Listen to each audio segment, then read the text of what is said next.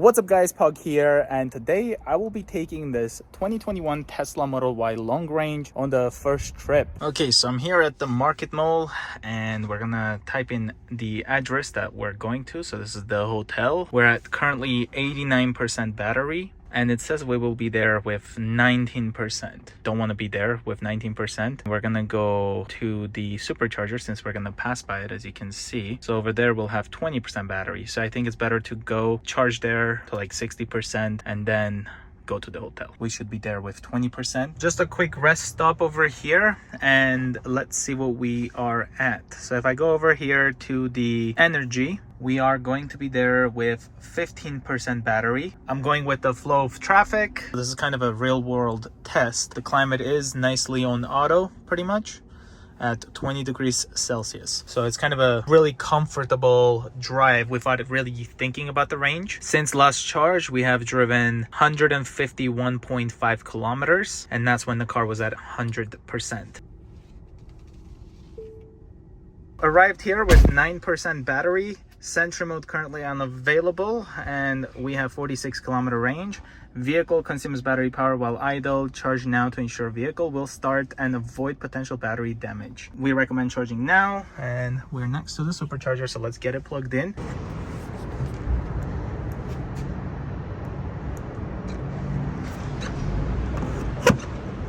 And one of the supercharger is out today, and it did tell us that one of it was actually out. Let's look how fast it's charging. It's set to charge for 100%. It did warn us ahead of time that one of the stall is out of order. We are back. Let's see where we at. Okay, so 64% and it's 7:12 p.m. We've been charged $1.95. Oh, that's funny. Just gonna unplug.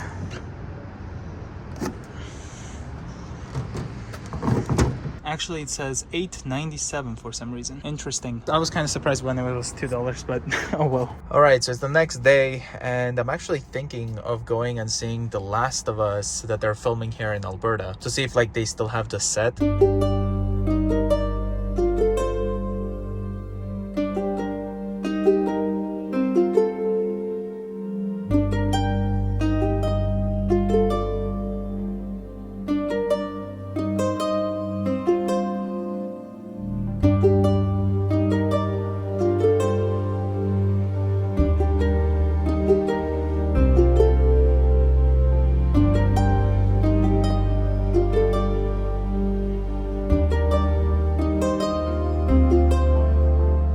It was really fun going and checking out The Last of Us filming set area. Now it's time to go home, but I do want to mention that this trip, in regards to like the range, we do have winter tires currently on the car with aftermarket wheels. The wheels are the replica R241 19-inch, and the tires are the Nokian Hakkapeliitta R3 255/45 R19. It looks really nice with this car.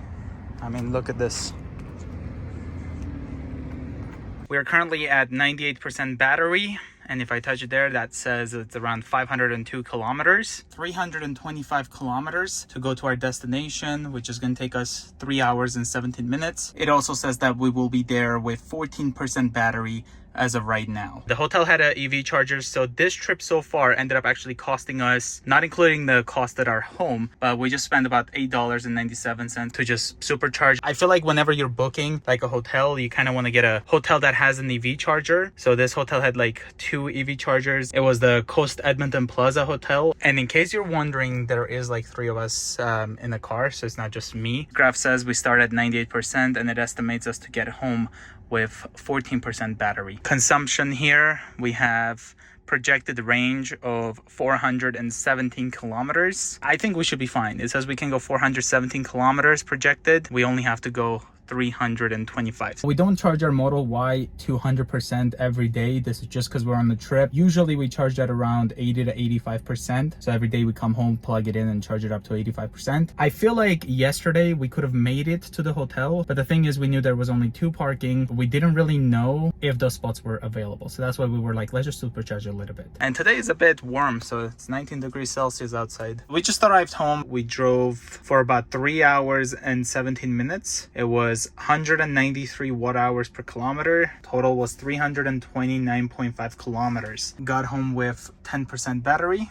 And the temperature obviously did go down. We were about halfway reaching Red Deer, and the car told me that it's preconditioning the battery and that we had to stop and supercharge in Red Deer. I decided that there's no way we cannot make it to the Cross Iron supercharger. So when I removed the charge stops from the navigation, it ended up telling me that I'll get home with about 8% battery. And when I was reaching the Cross Iron supercharger, I noticed that I had plenty of battery percentage to actually get home. But I do want to admit that once we were in Calgary, the right lane was going around 85 to like 95 kilometers an hour, sometimes 100. So I did go in the slower traffic, but I thought that, you know what, it's better to drive slower.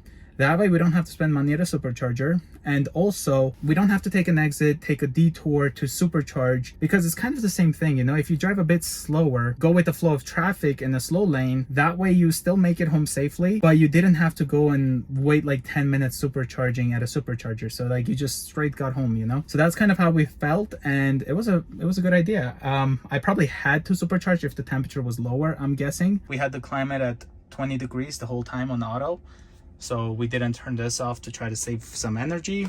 But yeah, I think it was pretty accurate telling me that I'll get home with 86% battery, because here we are with like 9%. If I remember correctly, we had about 98% when we left, but as soon as we kind of got out of the parking lot, we had like 97%. So we used about 87 or 88% to drive 329.5 kilometers. We do have the Tesla wall connector there, so I'm gonna change the charge limit here real quick.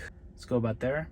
And what I'll do is I'll pull up and then see how long it will take to charge it, because our house can't really support a higher ampage to charge the Tesla. So this is running on 20 amp breaker, which is actually not as fast. It does charge way faster than the level 1. We don't really have any issues on our daily commutes charging at home using a 20 amp. Battery low, so there will be a significantly less energy available from your battery if it gets colder. We recommend charging now.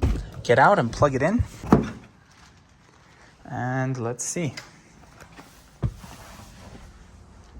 It's plugged in, let's hit OK. And yeah, you can see it does take quite long to charge our Tesla at home, because again, our house can't have more than 20 amp breaker. So keep that in mind. If your house has like 100 amp service and it's a big house and you have a big AC unit, then it's going to affect how many amps you can have to charge your car. So in our case, again, we never really put our Tesla to 9% on our daily use. And overnight, and you know, it's the weekend, we probably should be just fine having our Tesla back to that, because we average about 10 to 20% use every day. Using the app, I did end up changing it so that it will charge to 85%. It's much easier because you can see the exact percentage when you slide this. I wish Tesla would add it so you can see it here as well. A minute later, it now says 16 hours and 50 minutes. I wonder if it's the climate here. If I turn it off, if it will be faster. It might be just it, because when I closed the door, the time started to drop, as you can see. So 16 hours and 25 minutes. 20 minutes. So thank you guys so much for watching this video. I hope you enjoyed it. I hope it was helpful. If you guys are new, consider subscribing, and I'll see you guys next time.